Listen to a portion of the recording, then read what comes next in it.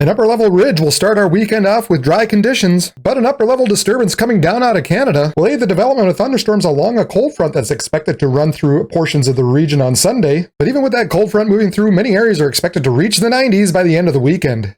Hello, I'm meteorologist Brad Warner from Region Weather Live, your online YouTube source for weather across the Dakotas and Minnesota. And so here we've got it. Here we've got that upper-level ridge that begins to move through our area. And that's going to help kind of keep things dry as we get into your weekend, as we start our Friday and we get into even parts of Saturday. Now, on Saturday, there is just a weak little impulse that kind of runs through parts of the Dakotas and Minnesota. I don't really think that's going to affect much, if anything, across the area. It might set off an isolated storm, and it's going to be really hard to tell where exactly that's going to be.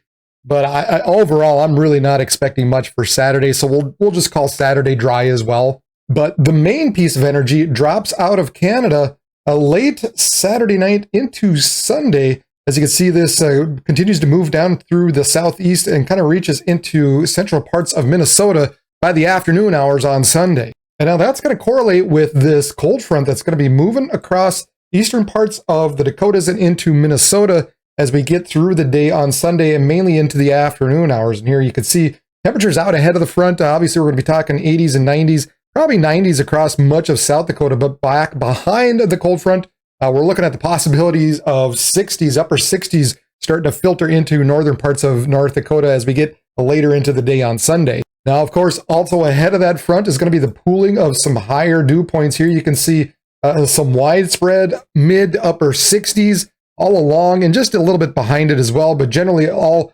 along and ahead of that cold front as it sweeps from the northwest to the southeast. And of course, to no surprise, there's going to be a big pooling of high CAPE values of over 3,000 joules per kilogram. So that's really going to be a lot of juice in the air that's going to be ready to go as this cold front moves down to the southeast on Sunday. Now, the one thing is the mid and low level winds aren't overly strong. We're talking, 35 to 40 knots at the mid levels. As we get a little lower, we've got some little bit stronger out of the southwest, just out ahead of the front, where we got a little bit stronger low level jet kind of in through eastern parts of Minnesota and into Wisconsin. But ultimately, when we take a look at the energy helicity index, which kind of gives you a little bit of idea of the rotation expected out ahead of this front, really doesn't depict a whole lot, just a little bit up in north central, northeastern parts of Minnesota. So with all that said, we're expecting thunderstorms to roll through, but at this point, it doesn't look like we're expecting anything like a tornadic. But definitely we're looking at the potential for some strong damaging winds and some hail as these storms roll across. And so now here we start off the day on Sunday, and there's a possibility that there could be some storms just kind of reaching into northeastern parts of North Dakota, northwest Minnesota by the very, very early morning hours, and then eventually kind of sliding down to the southeast. Now, of course, as we get later in the day and we allow those temperatures to warm up out ahead of that cold front and really kind of get this atmosphere good and juiced before it moves through, that's where we're going to be expecting more development as the day and evening goes along, as that front continues to tap into the warmer and more humid air as it moves across during the day. So we're looking at the possibility of some scattered storms along this cold front later in the day on Sunday. Some could be severe with damaging winds and some larger hail. And so now, just to give you a little bit of a time frame, this is right around 7 p.m. And so anywhere out along this line and just out ahead of it, there could be some storms.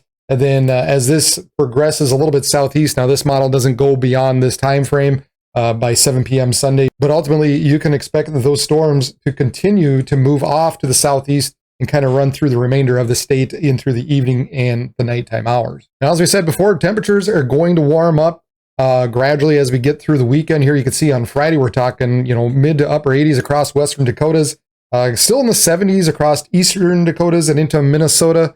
Once we get into Saturday, we're seeing a lot more 90s across the Dakotas, plenty of 80s across Minnesota, still in the 70s up in the Arrowhead region, just off of Lake Superior, of course. And then by Sunday, once again, 90s out ahead of the front, and then maybe even was still back in the western parts, far southwestern parts of North Dakota, maybe still see 90, maybe even some hundreds possible out ahead of this, out through parts of South Dakota, and then 80s and 90s across Minnesota. again, kind of before this front moves through, and you can see the frontal boundary here and the cool temperatures that begin to filter in behind it. But then Monday is going to rebound, and we're looking at some warmer temperatures as we get into the start of next week. So it's looking like not too bad of a weekend, especially if you're going to be out on the lake or somewhere out where you can enjoy the weather. It's just going to be kind of a gradual warm up, and then maybe the possibility of some thunderstorms on Sunday through portions of Minnesota, and maybe even through southeastern parts of South Dakota as you get later in the day as well. So just so you know, this will be the last update I do.